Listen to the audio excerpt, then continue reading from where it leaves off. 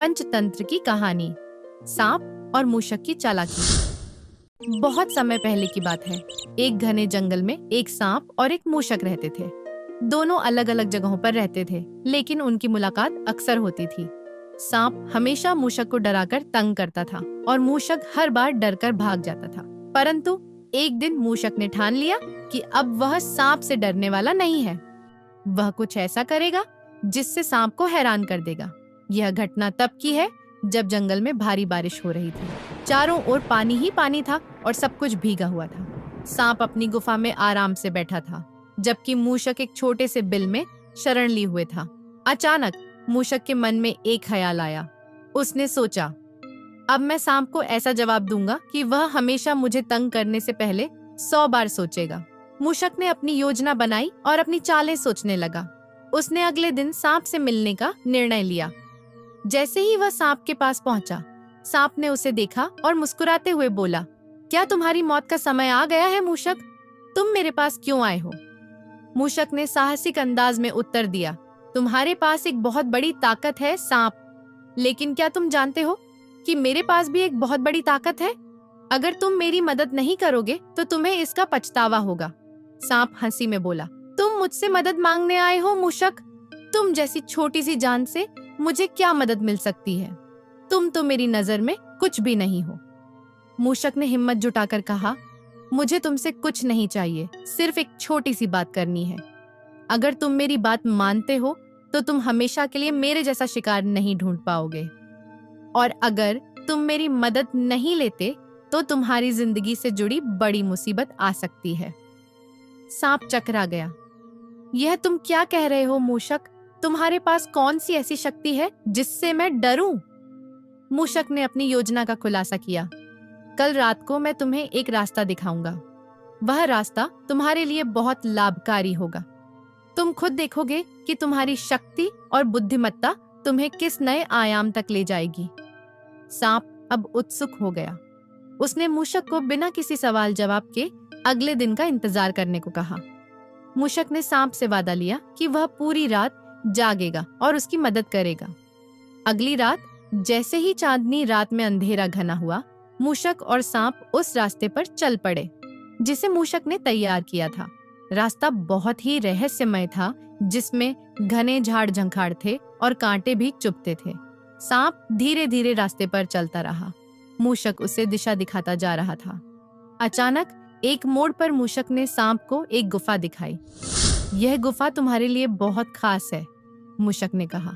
यहाँ तुम्हारे जैसे हर सांप के लिए स्वादिष्ट और ताजे आहार होंगे, लेकिन ध्यान रखना, तुम्हें पहले अंदर जाना होगा। सांप को विश्वास नहीं हो रहा था, लेकिन उसने मूषक की बात मानी और गुफा में घुस गया।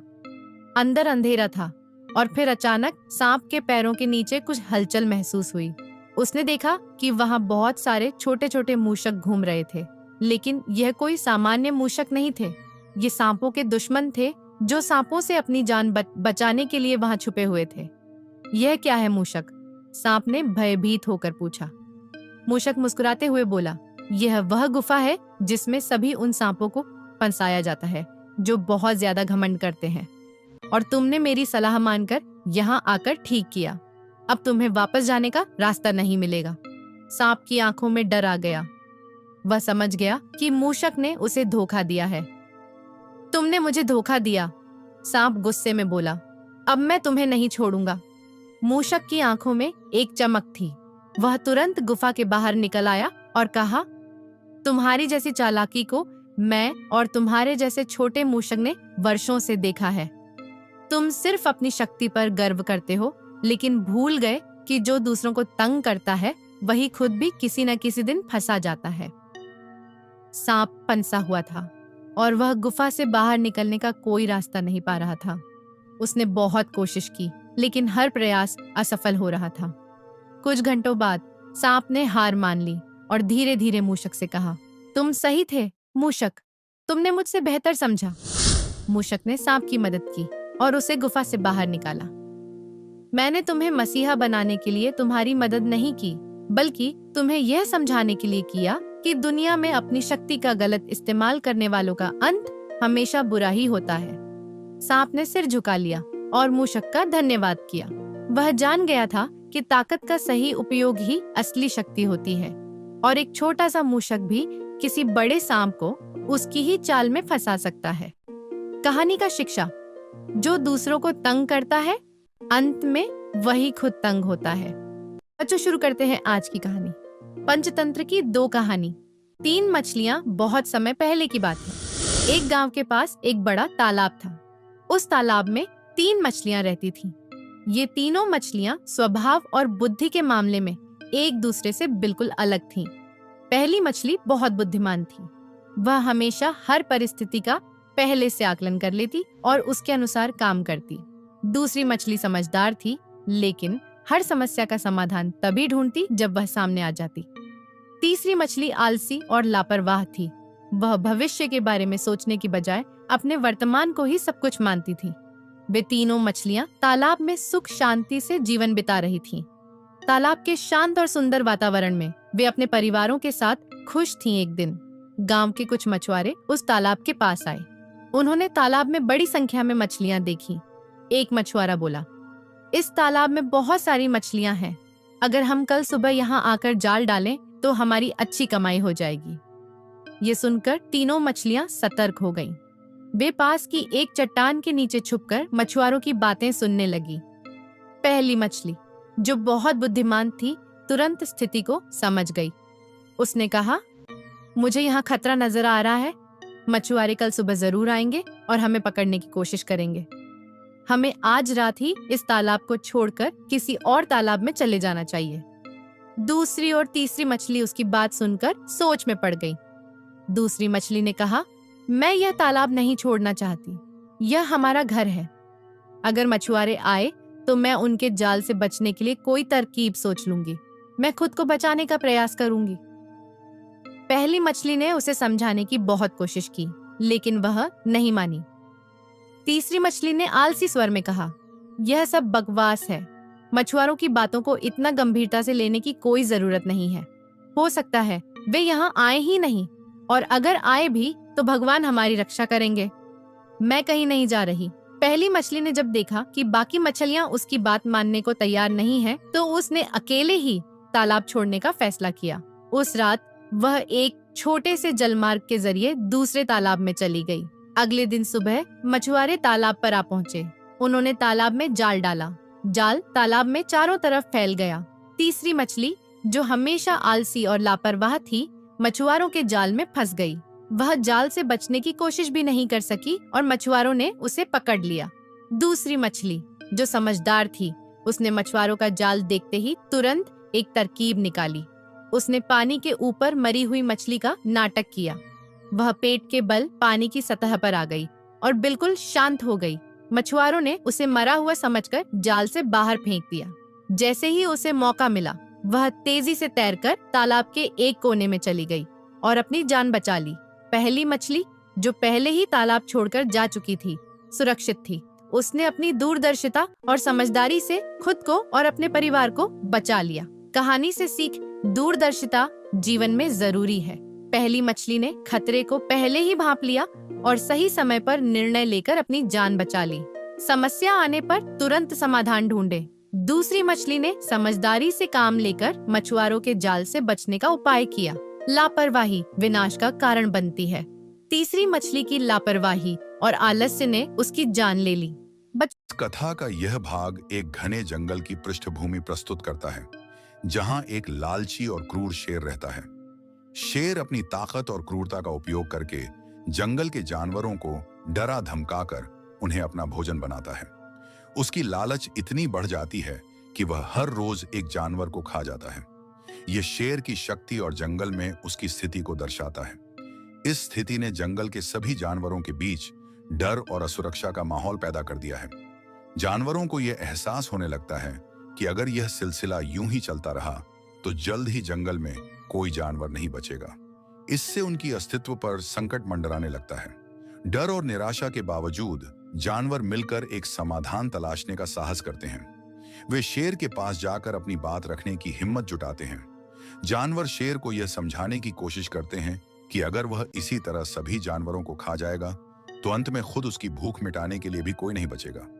यह भाग यह संदेश देता है कि भय और संकट के बावजूद मिलजुल कर समाधान निकालने की कोशिश से बड़ी समस्या का सामना किया जा सकता है। यह जानवरों की एकता और बुद्धिमत्ता की झलक भी दिखाता है। शेर ने जंगल के जानवरों की बात सुनने के बाद अपनी शर्त रखी। उसने कहा, ठीक है, अगर तुम लोग अपनी जान बचाना चाहते हो तो हर दिन एक जानवर खुद मेरी भूख मिटाने के लिए आएगा। अगर ऐसा नहीं हुआ तो मैं पूरे जंगल को नष्ट कर दूंगा। शेर की दहाड़ सुनकर सभी जानवर डर से कांप उठे और उसकी शर्त मानने पर मजबूर हो गए। इसके बाद हर दिन एक जानवर अपनी बारी आने पर शेर के पास जाता और उसका भोजन बन जाता। जानवरों ने इस व्यवस्था को अनिच्छा से स्वीकार कर लिया, लेकिन सभी के मन में डर और चिंता बनी रही। एक दिन एक छोटा और चतुर खरगोश की बारी आई। वह जानता था कि अगर ऐसा ही चलता रहा तो पूरे जंगल के जानवर खत्म हो जाएंगे। उसने सोचा, हमें इस समस्या का स्थायी समाधान निकालना होगा। अगर मैं भी ऐसे ही शेर का भोजन बन जाऊं। खरगोश ने अपनी बुद्धिमानी का सहारा लेने का निश्चय किया। उसने योजना बनानी शुरू की कि शेर से कैसे छुटकारा पाया जाए। उसने सोचा, मैं शेर को अपनी चाल में फंसाकर जंगल के सभी जानवरों को इस खतरे से बचा सकता हूं। बस मुझे सही मौके और धैर्य की जरूरत है। इस तरह छोटा खरगोश एक बड़े उद्देश्य के लिए खुद को तैयार करने लगा। उसकी चतुराई और साहस ने जंगल के सभी जानवरों के लिए उम्मीद की किरण जगाई। चतुर खरगोश ने शेर से छुटकारा पाने के लिए एक चालाक योजना बनाई। वह जानबूझकर शेर के पास देर से पहुंचा। शेर, जो पहले से ही भूखा और गुस्से में था, उसे देखते ही गुर्राया। तुम इतनी देर से क्यों आए? खरगोश ने डरने का नाटक करते हुए शेर के सामने सिर झुका लिया और कांपती आवाज में कहा, महाराज, मैं तो जल्दी ही आपके पास आ रहा था, लेकिन रास्ते में मुझे एक और शेर ने रोक लिया। उसने कहा कि वह इस जंगल का असली राजा है। उसने मुझे डराया और कहा कि मैं तुम्हारे पास न जाऊं क्योंकि तुम राजा होने के लायक नहीं हो। उसने मुझे खा जाने की धमकी भी दी। शेर यह सुनकर आगाबूला हो गया। उसकी आंखों में गुस्से की लपटें साफ झलक रही थीं। उसने दहाड़ते हुए कहा, इस जंगल में मुझसे बड़ा कोई और राजा नहीं हो सकता। कौन है वह दुस्साहसी शेर? मुझे तुरंत उसके पास ले चलो। मैं उसे दिखाऊंगा कि असली राजा कौन है। खरगोश ने शेर की प्रतिक्रिया देखकर राहत की सांस ली और अपनी योजना को आगे बढ़ाने के लिए तैयार हो गया। उसने विनम्रता से कहा, ठीक है महाराज, वह शेर एक गहरे कुएं के पास छिपा है। मैं आपको वहीं ले चलता हूं। इस तरह खरगोश ने शेर को अपनी चतुराई से जाल में फंसाने की ओर। चतुर खरगोश अपनी योजना के अनुसार शेर को एक गहरे कुएं के पास ले गया। शेर, जो पहले से ही गुस्से और अहंकार से भरा हुआ था, खरगोश के इशारे पर कुएं की ओर बढ़ा। खरगोश ने कुएं की ओर इशारा करते हुए कहा, महाराज, वह दूसरा शेर इसी कुएं के अंदर छिपा हुआ है। वह कह रहा था कि यह जंगल अब उसका है और आप राजा कहलाने लायक नहीं हैं। शेर यह सुनकर और भी गुस्से में भर गया। उसने कहा, मैं इस दुस्साहसी शेर को सबक सिखाऊंगा। उसने तुरंत कुएं के पास जाकर उसमें झांका। जैसे ही उसने कुएं में झांका, उसे पानी में अपनी परछाई दिखाई दी। शेर को लगा कि वास्तव में कुएं के अंदर एक और शेर मौजूद है जो उसे घूर रहा है और उसे चुनौती दे रहा है। गुस्से और अहंकार में आकर शेर ने जोर से दहाड़ लगाई। कुएं के गहरे पानी ने उसकी दहाड़ को गूंज के साथ वापस लौटाया। शेर को यह गूंज दूसरी तरफ से आने वाली चुनौतीपूर्ण दहाड़ लगी। उसने सोचा कि वह दूसरा शेर उसे अपमानित कर रहा है। अब शेर का क्रोध सीमा पार। अपनी ताकत और अधिकार दिखाने के लिए शेर ने कुएं में छलांग लगा दी, लेकिन वह नहीं जानता था कि कुएं का पानी कितना गहरा है। जैसे ही शेर कुएं में गिरा, वह पानी में डूब गया और उसकी क्रूरता का अंत हो गया। खरगोश अपनी योजना की सफलता देखकर खुश हुआ। वह जंगल के अन्य जानवरों के पास वापस लौटा और उन्हें इस खुशखबरी की जानकारी दी। जब जानवरों को पता चला कि शेर अब नहीं रहा, तो उनकी खुशी का ठिकाना नहीं रहा। वे सब मिलकर चतुर खरगोश की तारीफ करने लगे। एक बड़े सभा में सभी जानवरों ने खरगोश को धन्यवाद दिया। उन्होंने कहा, तुमने अपनी समझदारी और चतुराई से न केवल अपनी जान बचाई, बल्कि हम सबको भी इस क्रूर शेर के आतंक से मुक्त किया। तुम्हारा साहस और धैर्य हमेशा हमें प्रेरणा देगा। खरगोश ने मुस्कुराते हुए कहा, हमेशा याद रखें, समझदारी और धैर्य से बड़ी समस्या का समाधान निकाला जा सकता है। कभी भी मुश्किलों से हार मत मानो। उस दिन के बाद जंगल में शांति छा गई। सारे जानवर खुशी खुशी रहने लगे, बिना किसी डर और खतरे के।